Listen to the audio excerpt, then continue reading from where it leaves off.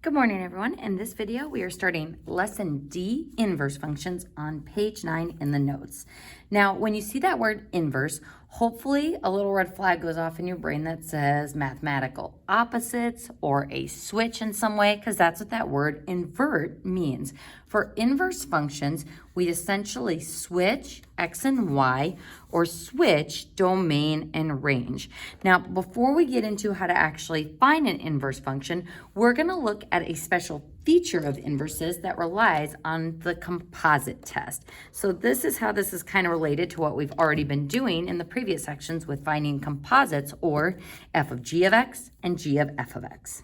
So folks, inverses, we switch our input and our output. So I'm going to give you an example of my two favorite inverse functions, caller ID and your contact list in your cell phone. So these two functions are inverses because this x and this y, when switched around, becomes this x and this y in the other function.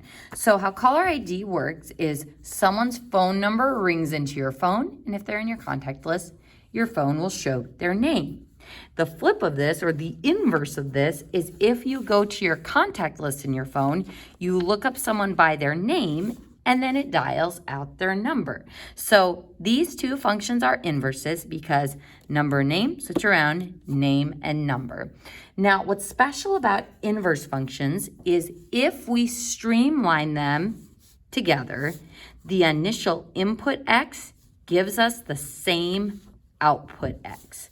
So when we streamline them or find the composite of inverses, what we're going to find is that both composites are equal to x. So to show you what I mean by this, if I wanted to find f of g of x, we start with an initial input or name in my g function.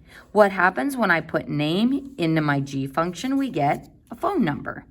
Now, if I streamline that and make that the input of my f function, that number will then shoot out my name. So then the initial input we put in, the name, gives us the same final output of name.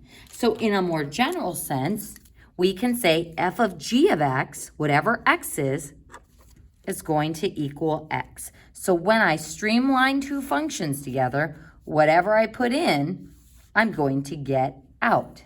So we can see this if we look at streamlining in the other direction or finding g of f of x. I'm going to zoom out a little bit here so we can see that original function. All right, folks. So here, if I wanted to find g of f of x, my initial input of my f function is the number. So if I put in the phone number in the f function, that will give me the name. If I then put that name in my g function, that name turns back into the number. So again, the initial input that I'm putting in for x is what I am getting out. So this is equal to x as well. So my initial input in the composite, when I streamline it, gives me x. And in both directions. So it doesn't matter which way I streamline, I'm always going to get the same input that I'm putting into the function. So it doesn't matter if I start with name and get name or number and get number, we're always going to get the same final output x. So folks, does this work with all functions? Absolutely not. If we go back to our cake example, if I streamline going this way, we get a cake. But if I streamline going the other way, cake, can it turn back into batter? No, I put that hand mixer in it and it turns into a crumbling mess. So we don't get the same thing forward and backward. So using a hand mixer and using an oven are not inverse functions. Another example of inverses would be like freezing ice, liquid to solid, and then thawing ice, solid to liquid. So if it's the same forward and backward, those would be inverse functions. So folks, to prove whether two functions are inverses, we can use what is called the composite test. And this says that f of g of x will need to be equal to x. So the initial input will give me that final output, and g of f of x will need to be equal to x. So this is nice because it's going to give me some additional practice with composites. So there's my f function, and then here's my g function. So let's go ahead and start by finding f of g of x.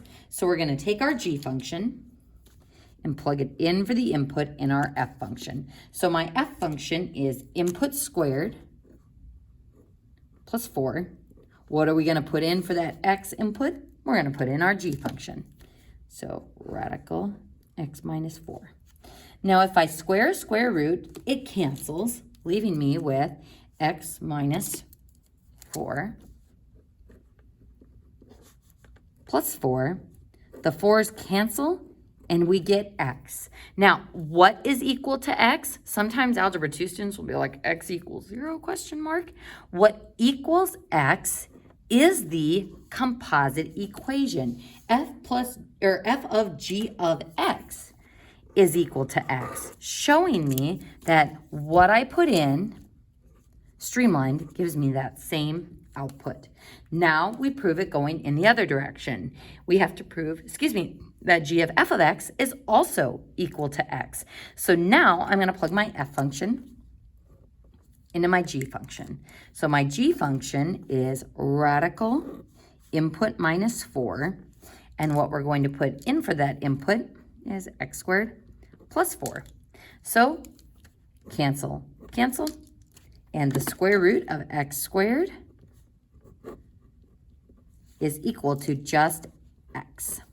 And if you're like, oh, shouldn't there be a plus or minus in front of that, Mrs. Cairo? We're not square rooting as an operation. We are just simplifying the square root, which means finding the principal root. So g of f of x is equal to x. So because streamlining in either direction gives me an initial input, giving me the same final output, an initial input giving me the same final output, this proves that the functions are inverses. So yes, inverses.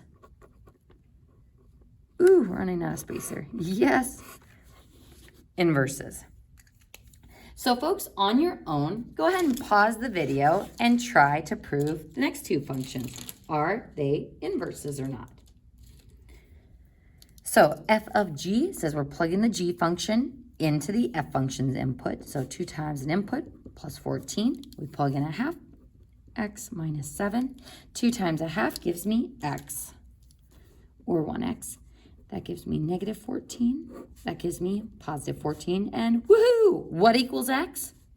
The composite. So f of g equals x. So we're halfway there to proving that the functions are inverses. Let's prove the other composite. Plugging the f function into the g function's input. So 1/2 times an input. We're going to put in our f function for that input. And then minus 7. So a half of 2 is x. Sorry, a half of 2x is x. And then a half of 14 is 7. So x plus 7 minus 7. Goodbye. We get g of f of x equals x. So both composites are equal to x. So yes, inverses. So this is kind of nice for proving whether two functions are inverses or not. But in addition to testing whether functions are inverses, it would be nice if we were able to just straight up find the inverse equation or a relation. So folks, in this next section, we are going to look at finding an inverse relation. So an inverse relation is a collection of points, and how we are going to find the inverse is simply by switching x and y. So if I have an ordered pair AB on the original function, then the ordered pair BA would be on the inverse relation. So if I can identify coordinates on the original function, I can invert those points and switch all the x and y's to find an inverse function. So folks, here is my original function.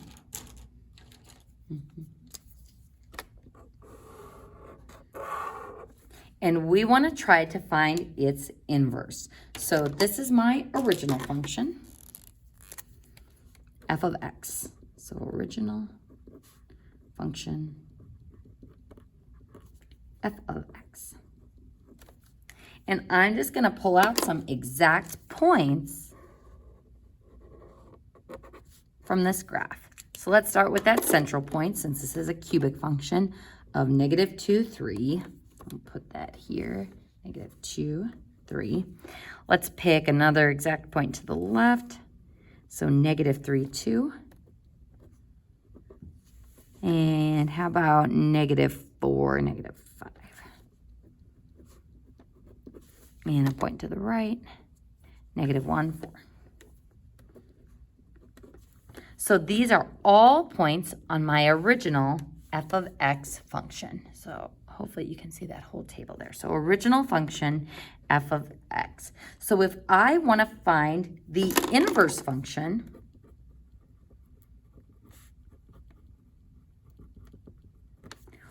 first, the notation that we use for the inverse is f to the negative 1 of x. But it's not actually read as f to the negative 1 of x. This is read as the inverse of f of x. So this notation is important. So inverse of f of x. So if I want to find the inverse relation, what I can do is switch x and y, because that's what finding the inverse does. So instead of number to name, we're going to do name to number, going back to our contact list and caller ID example. So if I invert this first point, instead of negative 4, negative 5, we'll have negative 5, negative 4. Instead of negative 3, 2, 2, negative 3. Instead of negative 2, 3, 3, negative 2. So I'm not doing anything with the signs. I'm just straight up switching the input and output. So then negative 1, 4 becomes 4, negative 1. So folks, I'm going to go ahead and plot those points. Negative 5, negative 4, boop. 2, negative 3, boop. 3, negative 2, and then 4, negative 1. And to draw this, actually, before we draw this and connect these dots, there's another property of inverses that we should probably discuss, because this is actually going to help us draw it. The inverse will always be reflected across the line y equals x, which in slope-intercept form is a line with a slope of 1 and a y-intercept of 0. So I would put a box around this because this is going to be important for drawing and for checking.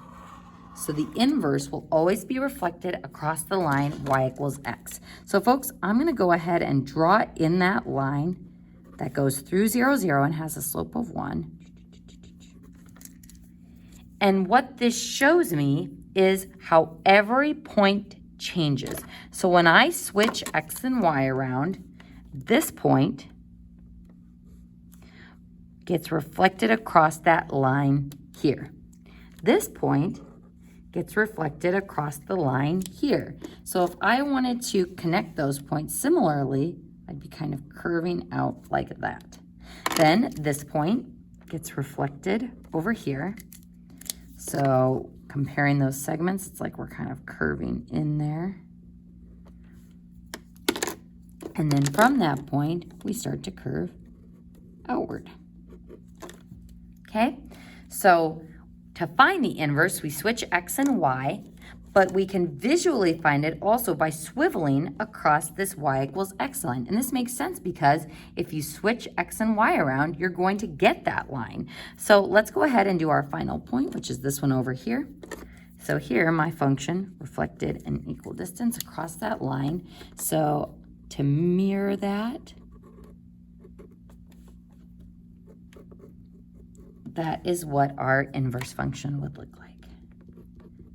So that notation means the inverse of f of x. So it's kind of nice because we can use this line of reflection to always check our graphs and make sure it looks reasonable. So folks, on the next page, we'll be doing more with inverses.